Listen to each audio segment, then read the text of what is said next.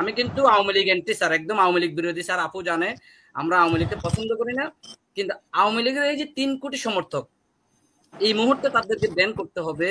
এবং তাদেরকে যদি ব্যান করা হয়, এই ভোটের বাক্সটা জামাত এবং এনসিপি টানাটানি করার জন্য কিনা এই ব্যানটা চাইতেছে। এটা একটা আপনার কাছে প্রশ্ন স্যার। চিহ্নিত আওয়ামী সন্ত্রাসীদেরকে বিচার সম্পন্ন করতে হবে।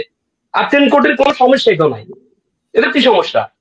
এবং ও অবিলম্বে ডক্টর ইউনূস স্যারের কাছে আবেদন, মানে নিয়ে কথা না বলে অবশ্যই আওয়ামী লীগের নিবন্ধন এবং এই সন্ত্রাসী কষায় জঙ্গি সংগঠনকে নিষিদ্ধ করতে হবে। ভোটের বিরোধিতা তো এনসিপি আগেও ছিল, আগে ছিল হাসিনার সময় এরা ভোটের বিরোধিতা ছিল।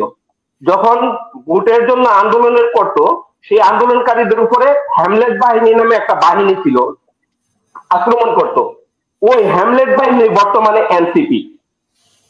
এরা চরিত্র হাসিনার চরিত্রের মতো নেই, এরা এখনো বর্তমানেও ভোটের বিরোধিতা করতেছে। আসসালামু আলাইকুম ওয়া রাহমাতুল্লাহি ওয়া বারাকাতুহু। প্রিয় আপু, 1 মিনিট সময় দেন। কিন্তু কথা তো আপনাদের কাছ থেকে শুনতে শুনতে অনেক কথা প্রশ্ন জমা হয়ে থাকে। যাই হোক, তারপরেও ধন্যবাদ আপনাকে আপু। আমি আমার প্রশ্নটা মোস্তফা সরোয়ার সাহেবের কাছে। সরোয়ার সাহেব, আসসালামু আলাইকুম আপনাকে। আপনি যখনই আসেন আমি খুবই আকাঙ্ক্ষা নিয়ে থাকি কোন চ্যানেলে আপনি থাকেন, ওখানে যাওয়ার চেষ্টা করি আপনার কথাগুলো শোনার জন্য। আপনি সময় উপযোগী বক্তব্যগুলো দেন এবং লজিকলি কথাগুলো বলেন, এই জন্য আপনাকে ধন্যবাদ স্যার। স্যার, আপনার কাছে আমার একটা প্রশ্ন স্যার। আজকে যারা সংস্কারের কথা বলতেছে, আমরা আপু জানে আমরা আপুর সাথে সবসময় আমরা যুক্ত থাকি। এখানে দীর্ঘদিন আমাদের এখানে আন্দোলন সংগ্রাম আমাদের সম্পৃক্ততা আছে স্যার। এবং শেখ হাসিনার আমল থেকে এই চ্যানেলে আমরা সবসময় যুক্ত থাকার চেষ্টা করি, শোনার চেষ্টা করি। যারা সংস্কারের কথা বলতেছে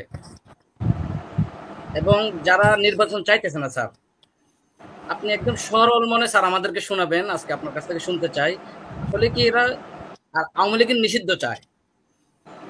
এটা কি আসলে কি তারা চায়, নাকি তাদের উদ্দেশ্য আছে, এটার কোনো অসৎ উদ্দেশ্য আছে? 1 নাম্বার প্রশ্ন এটা স্যার। দ্বিতীয় প্রশ্ন স্যার, আওয়ামী লীগের সমর্থক আছে মিনিমাম 3 কোটি। আমি কিন্তু আওয়ামী লীগ এন্টি স্যার, একদম আওয়ামী লীগ বিরোধী স্যার। আপু জানে আমরা আওয়ামী লীগকে পছন্দ করি না, কিন্তু আওয়ামী লীগের এই যে 3 কোটি সমর্থক, এই মুহূর্তে তাদেরকে ব্যান করতে হবে। এবং তাদেরকে যদি ব্যান করা হয়, এই ভোটের বাক্সটা জামাত এবং এনসিপি টানাটানি করার জন্য কিনা এই ব্যানটা চাইতেছে। এটা একটা আপনার কাছে প্রশ্ন স্যার। তৃতীয় প্রশ্ন স্যার, তাদেরকে যদি ব্যান করা হয়, এই আওয়ামী লীগকে যদি ব্যান করা হয়, তাহলে এই আওয়ামী লীগের লোকগুলোকে কোথায় পাঠানো হবে? তারা কি গণতন্ত্রকামী দল না? 3 কোটি মানুষ স্যার। আজকে যদি 10,000 এনসিপির মতো ছোট্ট একটা দল হইতো, আমাদের কোনো অসুবিধা ছিল না। এতগুলো মানুষ, প্রত্যেকটা পরিবার আওয়ামী লীগের সমর্থক ভোটার আছে। এই মানুষগুলো যাবে কোথায়? করবেটা কিরা? এখানে কি আরেকটা উচ্ছৃঙ্খলার সৃষ্টি হবে না বাংলাদেশে? জি, আসসালামু আলাইকুম আপু, সুযোগ দিয়েছেন অসংখ্য ধন্যবাদ। অনেকেই বলেন টকশোর সম্মানিত অতিথি এবং রাজনৈতিক নেতৃবৃন্দ, আওয়ামী লীগকে নিষিদ্ধ করতে এবং নিবন্ধন বাতিল করতে হলে জনগণের ম্যান্ডেট। আপু, জনগণ তো 5 তারিখেই ম্যান্ডেট দিয়ে দিয়েছে। আমার এলাকার কোম্পানিগঞ্জের একটা ছিল প্রাইম বিশ্ববিদ্যালয়, তাকে ঢাকাতে 5ই আগস্ট পায়ে গুলি করা হলো। পায়ে গুলি করা শেষ, এসে তারপর তার চোখে গুলি করা হলো। এত ডেঞ্জারাস অবস্থায়। এবং আওয়ামী লীগ যে ফিরে আসলে নতুন ভাবে আবার জঙ্গিপনা করবেন, আমাদের দেশে একটা কথা বলে, প্রবাদ আছে, কুচ্চার নাক 12 বছর চুঙ্গা রাখতে সোজা হয় না। আওয়ামী লীগকে যদি ব্যান্ড নিষিদ্ধ করা হয়, তাহলে সর্বনাশ হয়ে যাবে। আর আমার একজন দর্শক বলে 3 কোটি ভোটার আছে আওয়ামী লীগের। আর আবার 3 কোটির কি সাজাপ্রাপ্ত করা যাবে নাকি? 3 কোটির কোনো সমস্যা নেই, চিহ্নিত আওয়ামী সন্ত্রাসীদেরকে বিচার সম্পন্ন করতে হবে। আর 3 কোটির কোনো সমস্যাই তো নাই, এটা কি সমস্যা? এবং ও অবিলম্বে ডক্টর ইউনূস স্যারের কাছে আবেদন, মানে নিয়ে কথা না বলে অবশ্যই আওয়ামী লীগের নিবন্ধন এবং এই সন্ত্রাসী কষায় জঙ্গি সংগঠনকে নিষিদ্ধ করতে হবে। অসংখ্য ধন্যবাদ সুযোগ দেওয়ার জন্য। অসংখ্য ধন্যবাদ ইয়াসিন ভাই আমাদের সাথে যুক্ত হওয়ার জন্য। আমাদের সাথে যুক্ত আছেন মোহাম্মদ হুসাইন আহমেদ। আপনার লাস্টের নামটা আমি দেখতে পাচ্ছি না। আপনার প্রশ্ন বা মতামত প্লিজ। আসসালামু আলাইকুম ওয়া রাহমাতুল্লাহি ওয়া বারাকাতুহু। হ্যাঁ, ধন্যবাদ হাসিনা আপু। জি জি, এতক্ষণ দেখতে পাইনি, এখন দেখতে পেয়েছি। জি, কোথা থেকে বলছিলেন এবং আপনার প্রশ্ন? আমি দুবাই থেকে বলতেছি। আপনার অনুষ্ঠানে আমাদের সম্মানিত স্যার সবাইকে ওয়েলকাম। আসসালামু আলাইকুম। ব্যারিস্টার ওমর ফারুক স্যারের একটা এই কথার উপরে ভিত্তি করে আমার প্রশ্নটা হলো, আপনি বলছিলেন ভোট কেন্দ্র থেকে বের করে দেওয়ার সংস্কার প্রয়োজন, শুধু এটাই সংস্কার স্যার? আপনারা যদি অনলাইনে যদি ফুললি এ টু জেড সংস্কার বিষয়ে যদি কমপ্লিটলি আলোচনা না করেন, তাহলে এটা আমাদের নির্বাচন কমিশনারের কানেও যাবে না, দেশেও যাবে। যেমন বিগত আমাদের প্রিভিয়াস আমাদের যে ইলেকশন গুলো হয়েছে, কিভাবে হয়েছে, আর এগুলা কিভাবে আমরা এগুলা এই চেঞ্জ করে কিভাবে নতুন ভাবে হবে, এগুলা নিয়ে যদি আপনাদের মতন মানুষ যদি আলোচনা করে বোর্ডে, তাহলে অবশ্যই এগুলো বাস্তবায়ন করতে বাধ্য থাকবে নির্বাচন কমিশন। ধন্যবাদ। অসংখ্য ধন্যবাদ মিল্লাত ভাই আমাদের সাথে যুক্ত হওয়ার জন্য। আমাদের সাথে যুক্ত আছেন শাহজালাল ইসলাম মির্জা। আপনার প্রশ্ন। জি, আসসালামু আলাইকুম। আমার কথা হলো, বর্তমানে যারা মুখে একদম জিকির তুলতেছে, কানাতি লেখালাইতেছে আওয়ামী লীগ নিষিদ্ধ করার জন্য, তাদের কর্মকাণ্ড কিন্তু আওয়ামী লীগকে সুবিধা দিতেছে রাজনীতি করার জন্য। তারা মুখে বলতেছে আওয়ামী লীগ নিষিদ্ধ করার লাগে।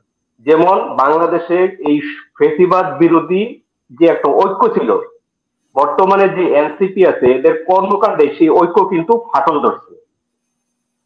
প্রফেসর ইউনূস স্যার যেই সব কর্মকাণ্ড করতেছে, সেই সব কর্মকাণ্ড কখনোই রাষ্ট্রের মধ্যে বিশৃঙ্খলা সৃষ্টি করবে, কিন্তু বিশৃঙ্খলা মুক্ত করবে না।